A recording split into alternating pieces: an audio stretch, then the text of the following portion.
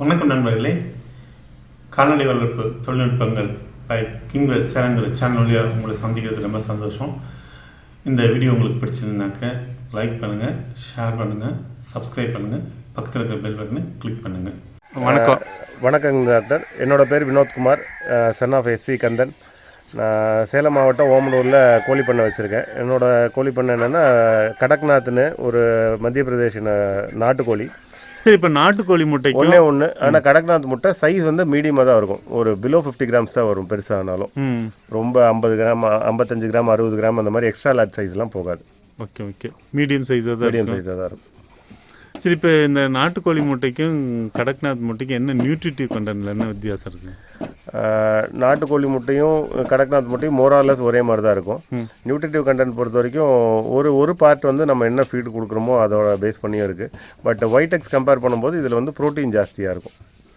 Okay, இல்லை ஜெனட்டிக்கில் நான் சொல்கிறேன். ஏன்னா ப்ரோட்டீன் நம்ம கொடுக்குற ஃபீல்டில் வந்து ஓரளவுக்கு தான் ஆகும் இல்லையா. ஜெனட்டிக் மேக்கப்பில் வந்து இது ஒரு சில அது என்ன இது ஃபீட் மேலே மாற்ற முடியாது.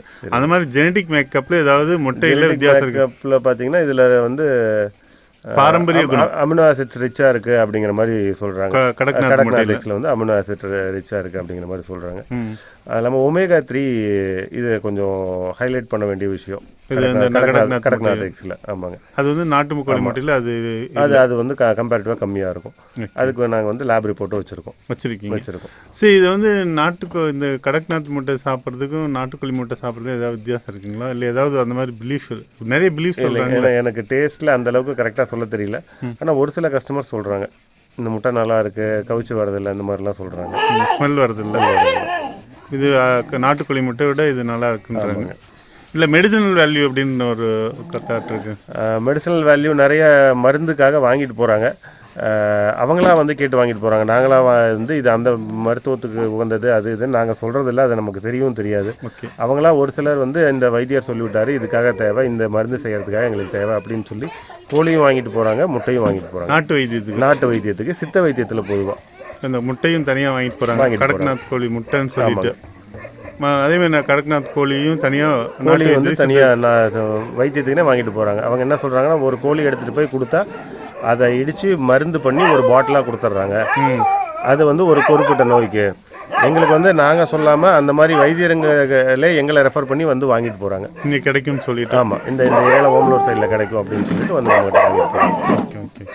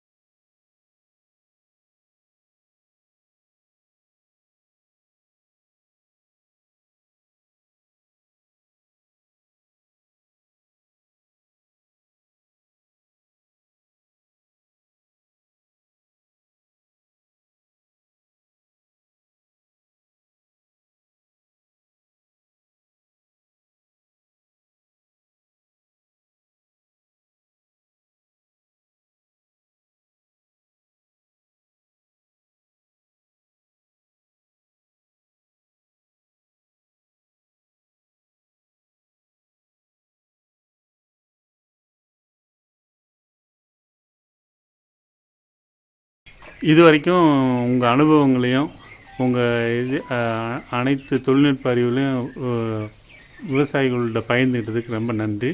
உங்ககிட்ட இது தொடர்பாக ஏதாவது பேசணுன்னா கால் பண்ணி பேசினா தகவல் சொல்லுவீங்க. கண்டிப்பாக சொல்லுவோம். ஏதாவது தேவைன்னாலும் ஃபோன் பண்ணால் நீங்கள் ஆர்டர் அனுப்புவீங்க. ஆர்டர் அனுப்புவோங்க. உங்கள் தொடர்பு எண்ணை மட்டும் சொல்லுங்கள். எங்களோட தொடர்பு எண் 96552136 9965568919. ஓகே, நன்றி. நன்றி, வணக்கம். வணக்கம். இந்த வீடியோ கீழே உங்களுடைய கருத்துக்களையும் கேள்விகளையும் சந்தேகங்களையும் பதிவிடுங்க. அப்போ தான் உங்களுடைய எண்ணங்களை எனக்கு தெரிய வரும். நன்றி.